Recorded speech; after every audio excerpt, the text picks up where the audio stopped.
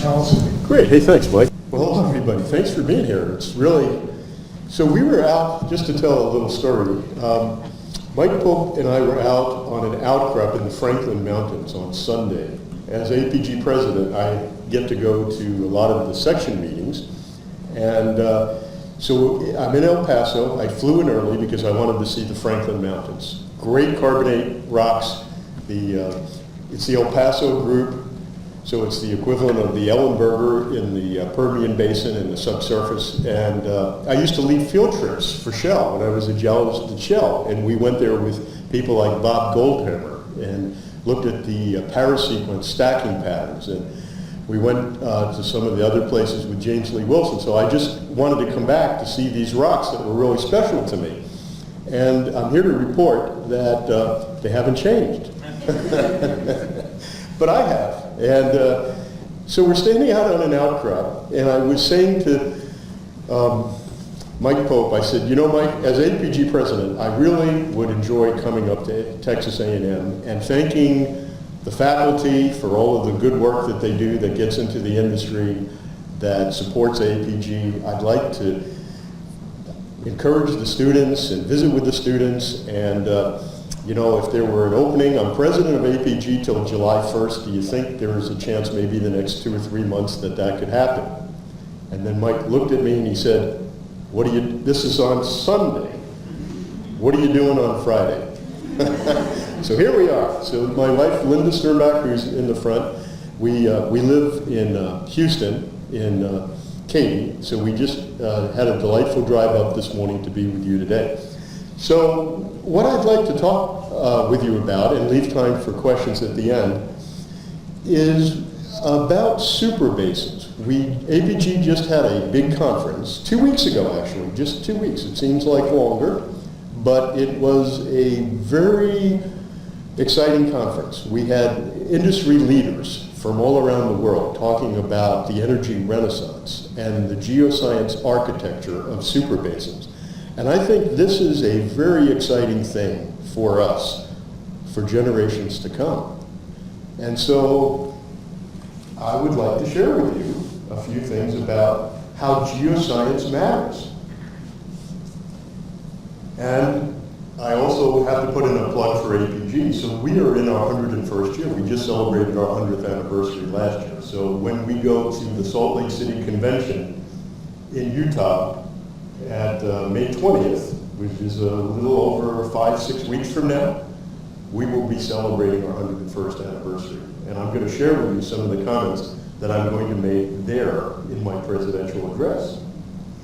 So I'm just going to reminisce for a moment. It's great to be here on the A&M campus. It's great to remember great explorers, and for me, it's great to remember Mike Calvary. It's really incredible to be here in the building. And we were fortunate, Linda and I were fortunate to know Mike Calvary because he was president of AAPG, he was a great leader. He started giant AAPG memoirs on giant fields of the decade, about 5 decades ago, and I have the great privilege to have just been an editor of the most recent installment in that decadal series. He was a great inspiration to me. And I attended an AAPG event in 1997, which would be now 21 years ago, that changed my life. And it was a panel of incredible entrepreneurs. They were not just great scientists, but they really put it all together. And from that day forward, I just got totally inspired about AAPG. And so, this is a graphic that has appeared in my AAPG Explorer columns. If you look down at the very bottom, is the legendary tale in 1997. If you look progressively as we go up the mountain, are programs that I've had the opportunity to be involved with. So we had instituted, when I became president of HGS, the Legends programs, where we had Mike Calvary and George Mitchell tell us in 2000 that engineering and geoscience were going to change our world, the way when they combine. And it was really amazing when they told us that, when George Mitchell told us that. I've been involved over the last decade with a series of programs at AAPG called Discovery Thinking. I like to find people who have made breakthroughs, giant fields or discovered something, and I want to know how they did it. I mean, I don't want to just know the technical details. The technical details are important, but I want to know what were they thinking and how did they overcome it? Because if we can emulate the thought processes, that's kind of a way to saturate for additional creativity. I was able to organize programs called Playmakers. These are kind of, and you'll note that this is an upscale. So from a panel of legendary people to programs on game-changing discoveries of fields. The next series of programs I worked on were plays. So we would go to places like the Permian Basin or the Anadarko Basin and look at all of the different plays that were going on. And so the latest program that I've been involved with is scaling up to the basin-wide scale, and that's the Super Basins. So I'm going to talk a little bit about that. So here's a production peak for the Permian Basin. So we're planning on doing another conference in January.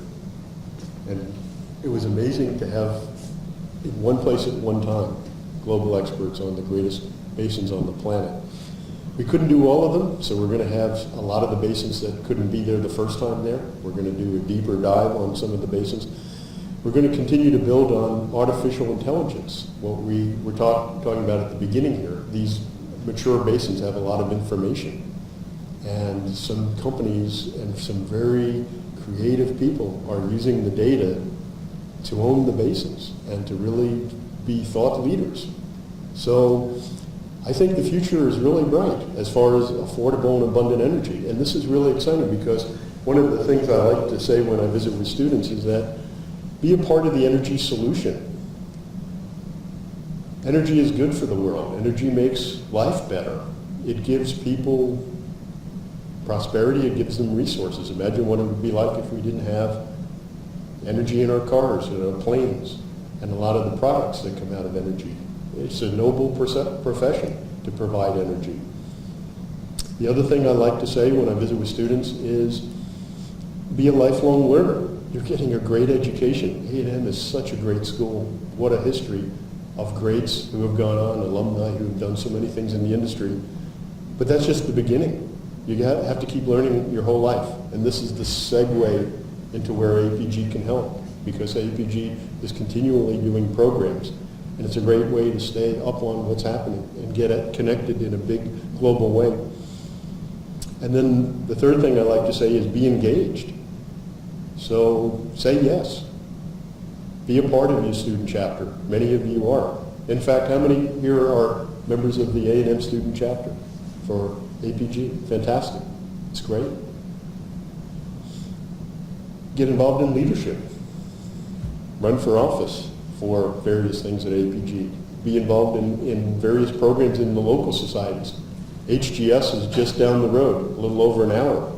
There's some great technical programs down there. If there's something that connects to your research, come hear the talk. Or better yet, come give the talk.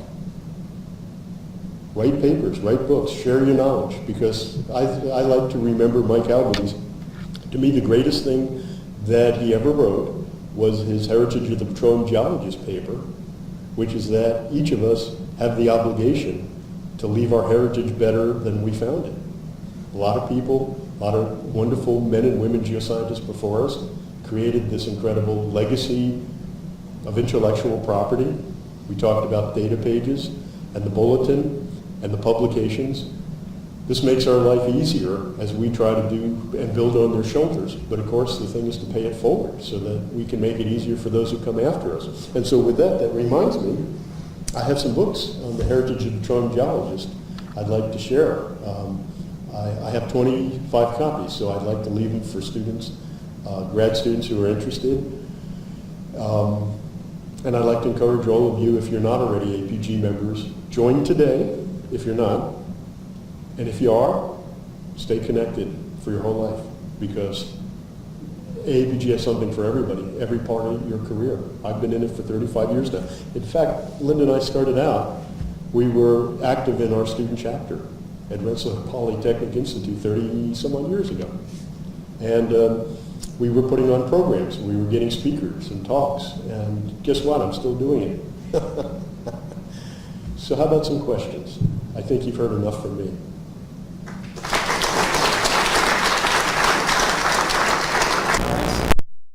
Sand, and I understand that it is can be used for fracking from it. And I'm wondering what your thoughts are on easier access to aeolian sand to reduce cost. So it's really interesting what goes into the commercial aspects of some of these major basins. You got to have everything. You got to have the architecture, and you have to have access to water, and just fresh water, and you have to have access to disposal, and you need proppant. One of the really interesting things in the Permian Basin is the Monaghan sand dunes. And I've been there. Has anybody been there? It's pretty amazing. There's a lot of... So Scott Sheffield was telling us that they think that there's going to be a lot of local use of sand coming in the future.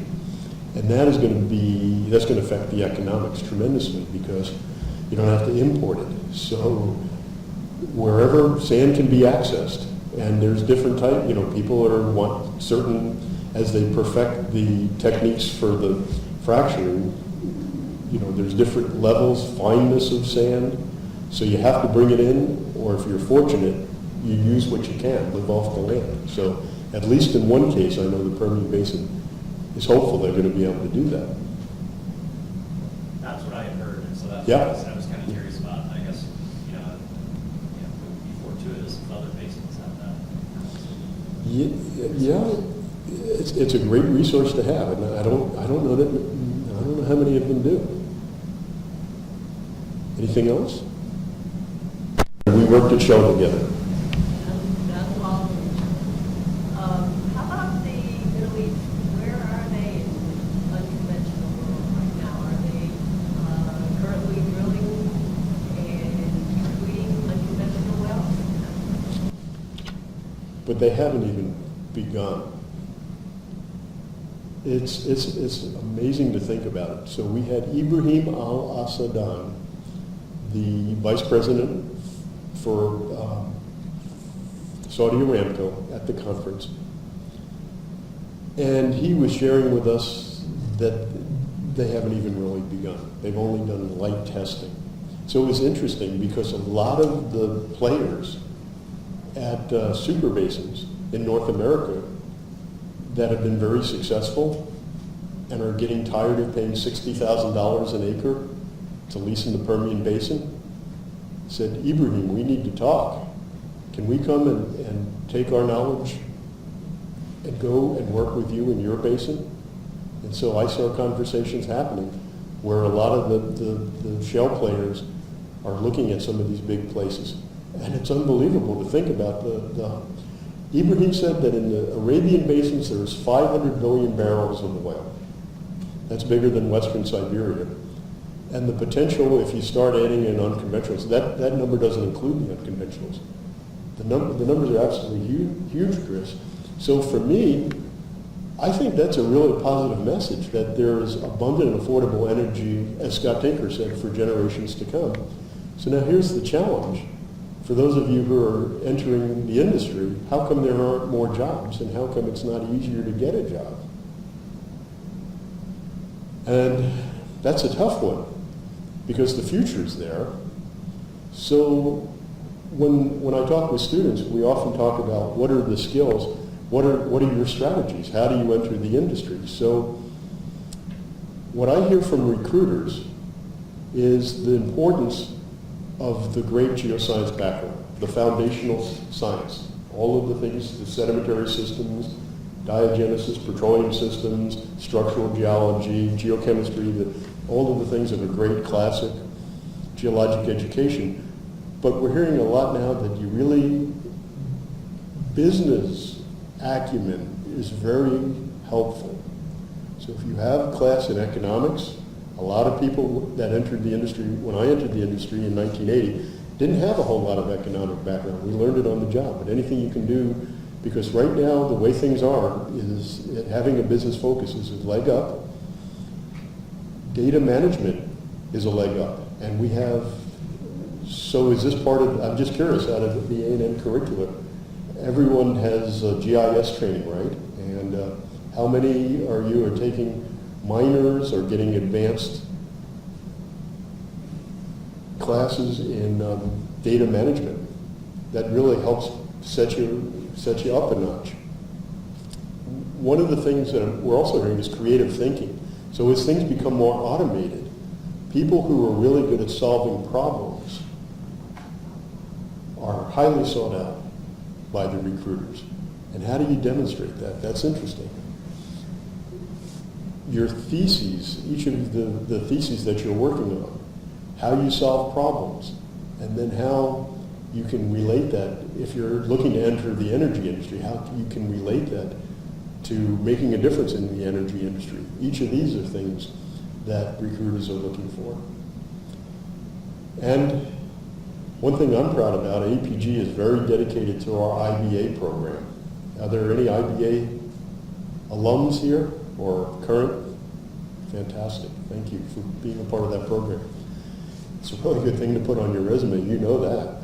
People look for that. Experiential learning is kind of what IBA is all about. You solve a problem in a team. And you know what some of the judges have told me the secret is? Have you guys been through the IBA yet? Okay, so you know, from your experience. So what the judges have shared with me is they look for how well people work together in teams.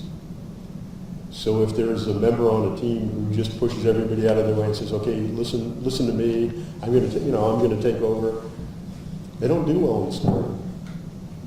So what recruiters are looking for too are people who are really good and can work in teams, with interdisciplinary and just people who know how to work well with other people. Internships. So how about that? Are you guys able to? I would imagine A&M is pretty prestigious. Are you able to get internships? Some, yeah.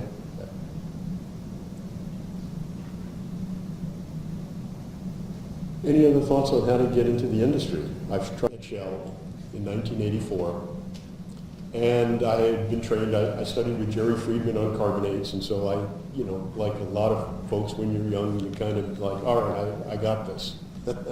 And I was asked to work in a place, Michigan Basin.